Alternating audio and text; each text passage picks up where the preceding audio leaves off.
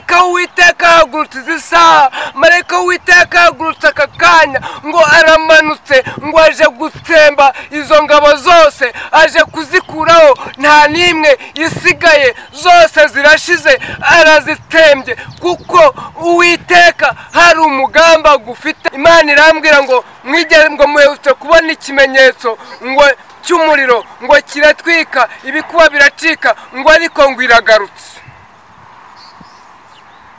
Igarutse inshuro ya kabiri, igarutse inshuro ya kabiri, inshuro ya kabiri nibwo igarutse.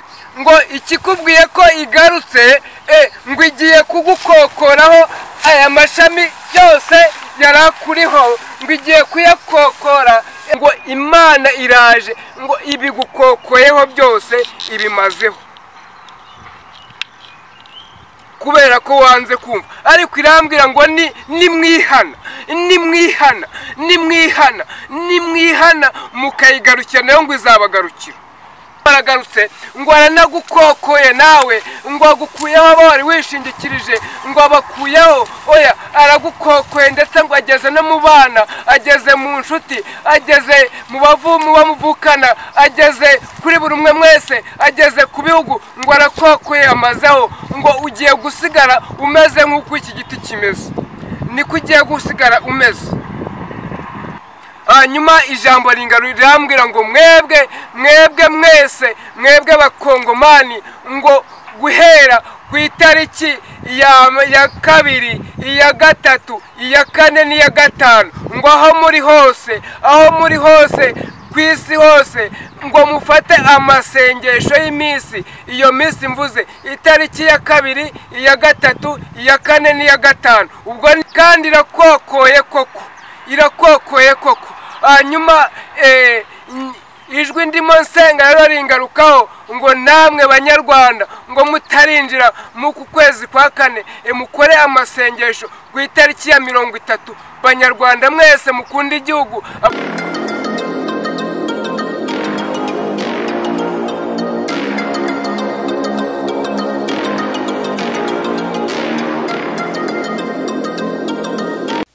reka tubasuze mwebwe mwese mudukurikira ku Muremyi TV. Imana nibaho umugisha kandi Imana nibarinde. Mwebwe mutuye mu Rwanda, mutuye mu majyepfo, mu majyaruguru, iburengerazuba, iburasirazuba, Imana nibaho umugisha. Mwebwe mutuye mu mujyi wa Kigali, Imana nibarinde. Namwe mutuye muri diaspora ntabwo twayibagirwa kuko muradukunda cyane, muri Amerika, muri Canada, i Burayi, mu Bushinwa, mwese turabashuje cyane kandi turabakunda. Utari wakanda subscribe ku Muremyi TV, kandaho ubyondeho, kandi Imana iraguha umugisha, udutere inkunga muri ubwo buryo kugira ngo ijambo ry'Imana rigere ribageraho, usharinge abantu bose babibone.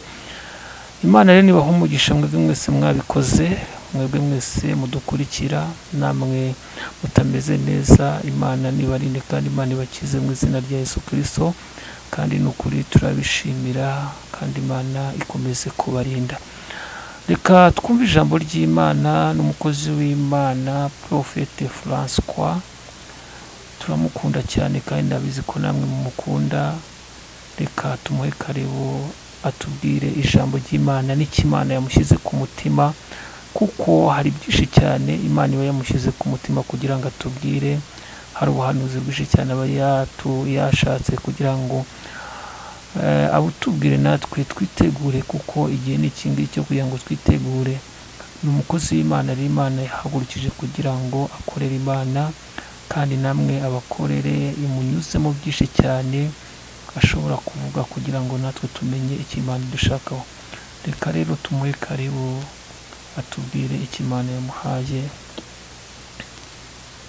Ngo nicyo cyatumye Uwiteka Imana avuga iby'umwami wa Ashuri, ngo ntabwo azagera kuri uyu murwa, ngo ntabwo azagera kuri uyu murwa, kandi ntazaharasa umwambi we, kandi uyu mwami wa Ashuri ntago azarasa umwambi we kuri uyu murwa, haba no kuherekanira n'ingabo ye, habe no kuherekanira n'ingabo ze, kandi ntazaharunda ikirundo cyo kuririraho, kandi ntabwo azaharunda ikirundo cyo kuririraho. inzira yamuzanye niyo izamusubizayo. inzira yamuzanye niyo izamusubizayo. Ntabwo azagera kuri uyu murwa. Oya, Uwiteka arahiye ngo uyu mwami wa Ashuru ntabwo azagera ku uyu murwa. Niko Uwiteka avuze. Niko Uwiteka avuze. Nzarinda uyu murwa. Nzarinda uyu murwa. Mukize ku bwanjye no kubw'umugaragu wanjye Dawidi. Mukize ku bwanjye no kubw'umugaragu wanjye Dawidi. Maze mu ijoro ry'uwo munsi. Maze mu ijoro ry'uwo munsi. Marayika w'Uwiteka arasohoka. Ngo mu ijoro ry'uwo munsi, uwo munsi Uwiteka yavuze, marayika w'Uwiteka arasohoka avuye mu ijoro. Atera urugerero rw'Abashuri. Atera urugerero rw'Abashuri. Yica ingabo zabo agahumbi. Yica ingabo zabo agahumbi. N'inzovu 8. N'inzovu 8. N'ibihumbi 5. N'ibihumbi 5. Abantu babyutse kare mu gitondo. Abantu babyutse kare mu gitondo. Basanga ingabo zose ari imirambo. Basanga ingabo zose ari imirambo. Nuko Senekeribu umwami wa Ashuri arahava. Nuko Senekeribu umwami wa Ashuri ahera ko mw'icyo gitondo arahava arahunga. Asubirayo atura i Nineve. Asubirayo hanyuma ajya gutura i Nineve. 3 wajya no tugera. Naho ngaho tugeze. Imana yo mu ijuru ndagira ngo unsubiremo ku ahantu hatoya uhere haravuga ngo ingabo agahumbi. Icyo kintu ndashaka kukivugaho kugira ngo abantu bumve ingabo agahumbi ndetse bumve n'inzovu uko umubare wazo, hanyuma bumve n'ingabo ibihumbi 5. Aho hantu hadusubiriremo. Maze mu gitondo cy'uwo munsi. Maze mu gitondo cy'uwo munsi. Marayika w'Uwiteka arasohoka atera urugero rw'Abashuri. Marayika w'Uwiteka arasohoka ava mu ijuru aramanuka araza atera urugerero rw'Abashuri. Yica ingabo zabo agahumbi n'inzovu 8. Yica ingabo zabo agahumba. Agahumbi ubundi agahumbi mu yadusomye cyangwa mu byanditswe agahumbi n'ibihumbi 10. Hanyuma inzovu 8 yugiye kuzi inzovu nazo zivuga ibihumbi 10 by'ingabo. Hanyuma rero izo ngabo zari ibihumbi 80 uko tubonye ingabo inzovu 8 zari ingabo ibihumbi 8 n'ibihumbi 5. Hanyuma hari n'izindi ngabo zari ku bihumbi 80 ibihumbi 5. Izo ngabo zari ibihumbi 85 nizo zari zigose uyu murwa. Abantu babyutse kare mu gitondo basanga ingabo zose ari imirambo. Abantu babyutse kare mu gitondo, amina, ngo basanga izo ngabo zose ngo zabaye imirambo. Nta nimwe ikiri nzima. Nawe tekereza, ndashaka ko nge nawe turi bujye mu buryo bumwe, Imana idushyira mu buryo bumwe twumvishe kimwe, kuko izi ngabo zari nyinshi cyane. Izi ngabo cyari igitero gikomeye, ingabo ibihumbi 80. Arara ni benshi cyane. Urumva ko zenda gusatira ingabo ibihumbi 100. Ingabo ibihumbi 85 n'abasirikare benshi cyane. Aho batera oya nta kintu na kimwe basiga baharimbuye, bahasiga n'ibyatsi bitakigaragara. Ngo ariko mu gitondo cyaka muwa mugoroba ngo marayika w'Uwiteka aramanuka. Amina.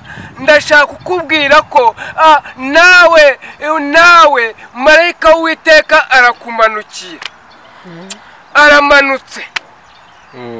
Aramanutse aje gutsemba izi ngabo mu gitondo. Oya si mu gitondo, aba kumanywa aba nimugoroba ushobora kumva inkuru ko izi ngabo zitakibarizwa kuwo zitakigose uwo murwa, zamaze kwigirayo, zamaze gutatana, zamaze guhunga. Niwe mbwira Rwanda, hari byinshi, hari ingabo nyinshi ziguhagurukiye, hari ibitero byinshi ngo bishaka kugera Kigali, ariko marayika w'Uwiteka ahagurutse zisa, marayika w'Uwiteka ahagurutse aka kanya ngo aramanutse ngo aje aratsemba izo ngabo zose, aje kuzikuraho, nta n'imwe isigaye, zose zirashize, arazitembye. Kuko Uwiteka hari umugambi agufiteho, kuko Uwiteka hari icyo yavuganye nawe, kuko Uwiteka niwe waguhamagaye,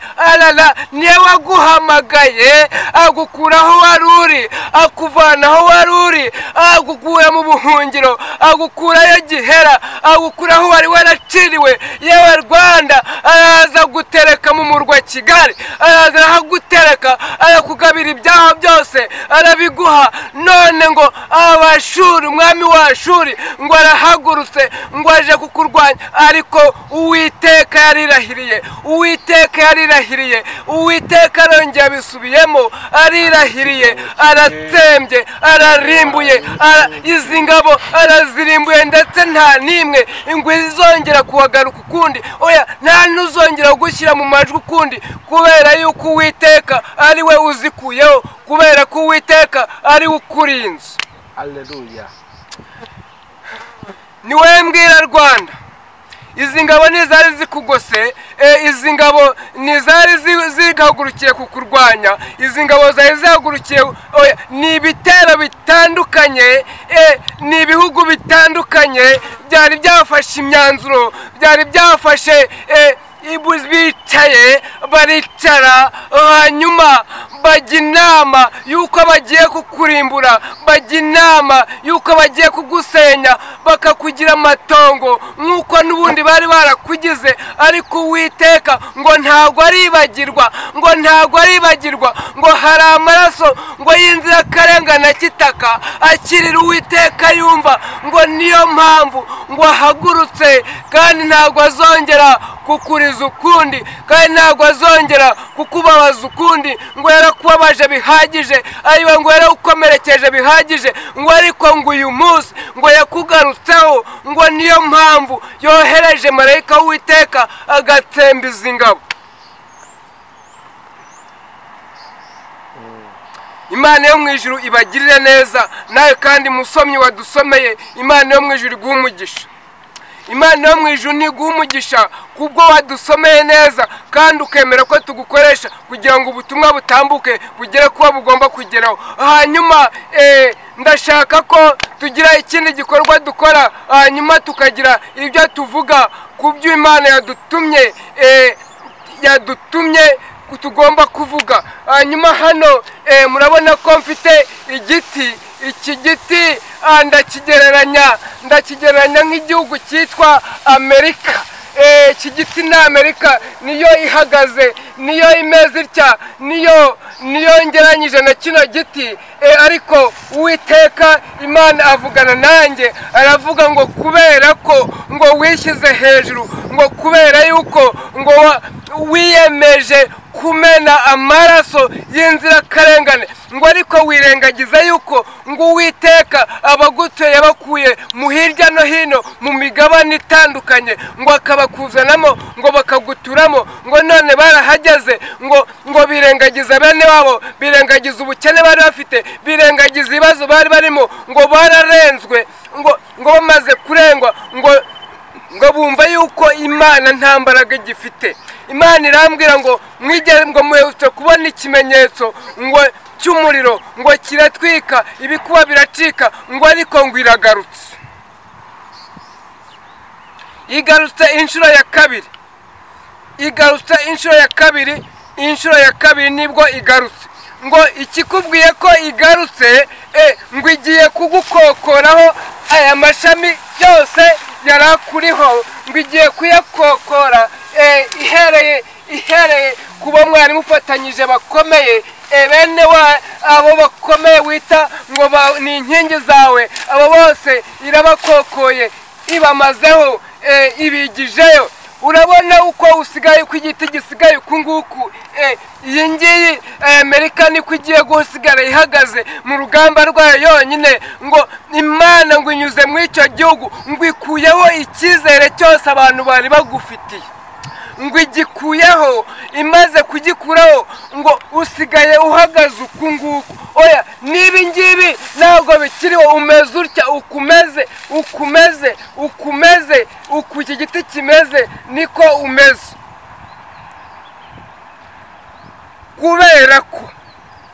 wanze kumva ukanga kumvira Uwiteka, ngo wumva ko ngo nta Mana ibaho, ngo wumva ko wishoboye, ndetse ngo se niba wumva ushoboye, ngo ninde wowe wigeze urema umuntu n'umwe?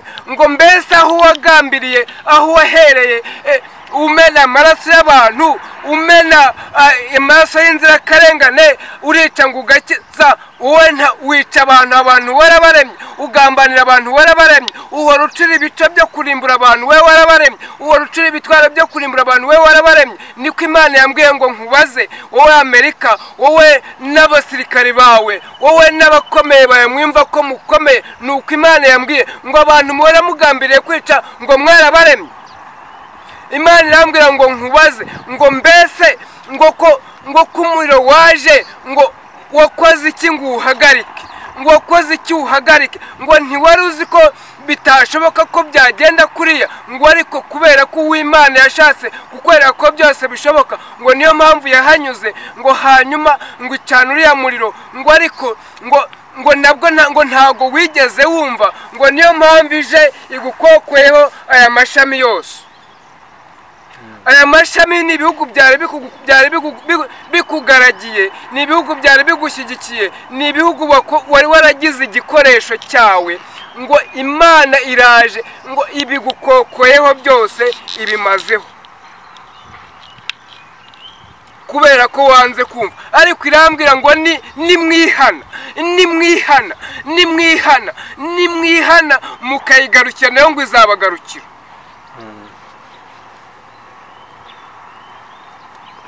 Ariko igihe cyose mutarihana ngo Uwiteka Imana ngo ntabwo azababarira na rimwe, ariko ngo ntazababarira na rimwe. Nimwihane hanyuma abababarire, nimumugarukire n'ababagarukire. Ubwo butunzi bwanyu ngo Uwiteka aje kubutesha agaciro, Uwiteka aje kubuhanaguraho, aje gukuraho ibyo bari bagushyikiye bose, aje kubakuraho. Hanyuma ndakomeza, murabona iki giti aho kigeze, dore nkivunyemo kabiri. Iki ngiki ndakijugunye, kiragiye kijyanye n'ibyacyo, hanyuma hasigaye ikindi giti. Urabona ko hasigaye ikindi giti nacyo, iki nacyo ndakivugaho.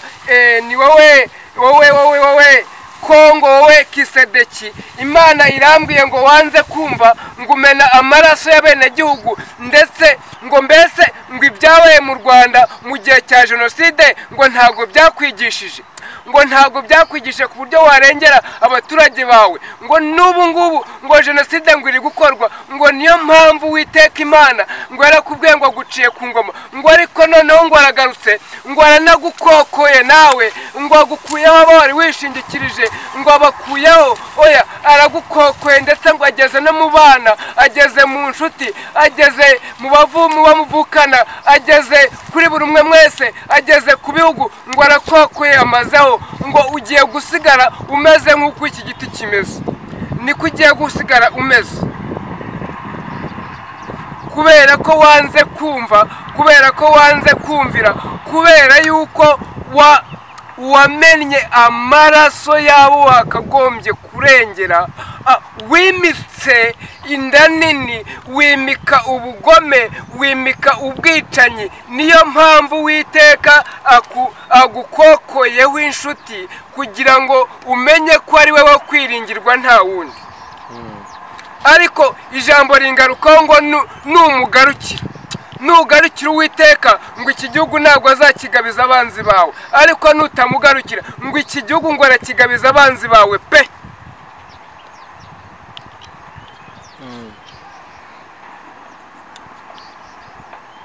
Hanyuma ijambo rirambwira ngo mwebwe mwese, mwebwe Abakongomani, ngo guhera ku itariki ya kabiri, iya gatatu, iya kane n'iya gatanu, ngo aho muri hose ku isi hose, ngo mufate amasengesho y'iminsi. Iyo minsi mvuze itariki ya kabiri, iya gatatu, iya kane n'iya gatanu, ubwo ni iminsi ine. Mukore amasengesho yo kwiriza mu minsi ine, ku itariki ya mbere z'ukwezi kwa kane, muhere kuri 2, 3, 4, 5, mwirize ubusa, hanyuma musengere igihugu cyanyu, musengere igihugu cyanyu, mugisengere Imana imanuke yikorera imirimo n'ibitangaza.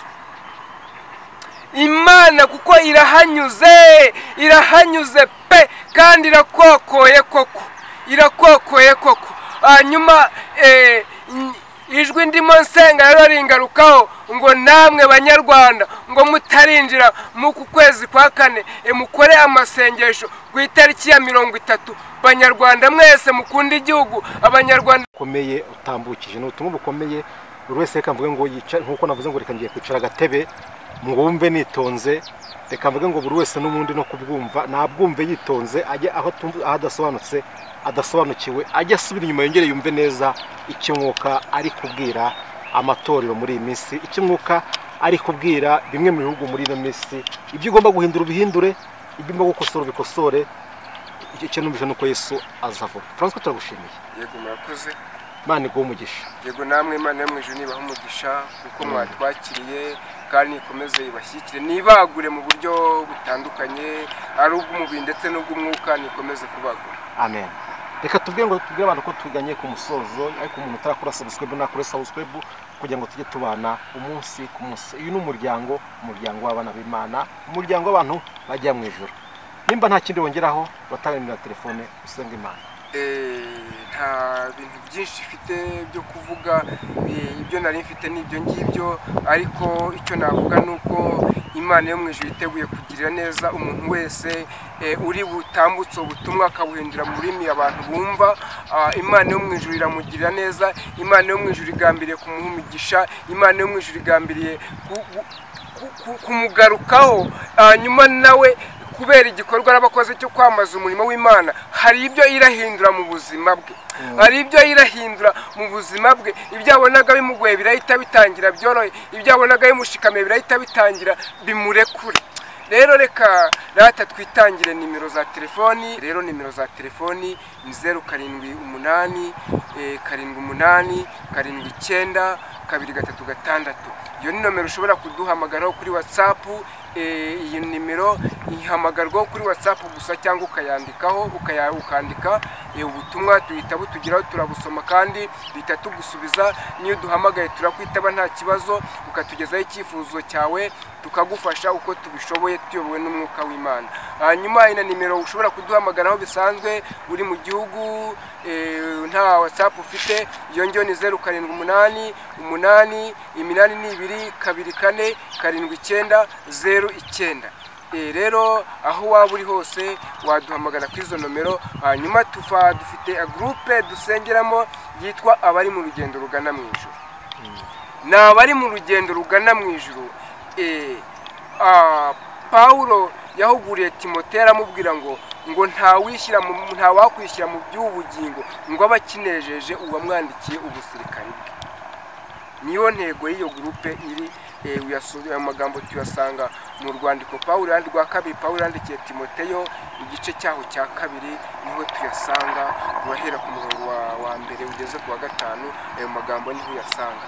Hanyuma ndakubwira ngo iyo groupe tuyibamo dusenga buri munsi, dusenga ku mugoroba saa 2, hanyuma no ku wa 5 dusenga amasengesho yo kwiriza, hanyuma na buri gitondo saa 9 za mu gitondo turasenga.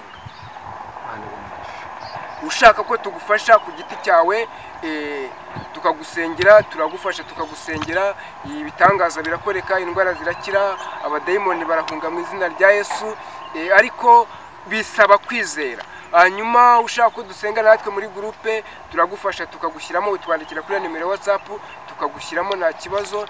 Upfa ko ufite WhatsApp gusa, saa 2 tugasengana na saa 9 za mu gitondo tugasengana. Hanyuma no ku wa 5 duva dufite amasengesho yo kwiriza, dusengera isi yacu, dusengera Afurika yacu, dusengera igihugu cyacu. Hanyuma rero tubahaye karibu, kandi turari ngo tubafashe. We wifuza gukizwa ukwakira Yesu Kristo umwami n'umukiza, turagufasha. Wowe ushaka kwatura turagufasha. Wowe ushaka buri kimwe cyose kiryanye n'ijambo ry'Imana nta handi wagisanga uretse ahangaha. Ngaho rero we bikore, ubundi urebe kugira neza kw'Imana. Imana yo mu ijuru nibaha umugisha kandi nikomeze wishimire. Kandi gusenga Imana. turagushimye mwami mwiza, tugushimiye kugira neza kwawe, tugushimiye imbabazi n'urukundo rwawe, tugushimiye ko wabanye natwe, tugushimiye ko watugiriye neza, ukababanye natwe, ukaba wadushyigikiye. Turakwinginze ngo ubwami bwawe nibuzeho muri twebwe kandi niwamamare mu isi no mu ijuru, hanyuma ibyo ushaka bikorwa mu isi uko bikorwa mu ijuru. Kandi turakwinginze ngo ushyigikire abantu bawe, abareba bumvise ubutumwa bwose, nubaha umugisha kandi nubashyigikire, kandi ubatere n'umwete wo kugukundisha abandi, kuko uri Imana igira neza, kuko uri Imana igira imbabazi, kuko uri Imana ikiri ku ngoma, kuko uri Imana yihagije. Oya nta batera nkungu ukeneye, oya nta n'ubundi bufasha ukeneye, wowe urihagije. Niyo mpamvu tukwinginze ngo nubibe iri jambo rikwire hose kandi ryomora imitima y'abantu, kandi ubwe babone kugira neza kwawe. Hanyuma urakoze, ibiduhiga nubihige, ibiturwanye nubirwanye, mu izina rya Yesu tubisabye twizeye ko bikoze mu izina rya Yesu, amen. Imana iguha umugisha mu izina rya Yesu.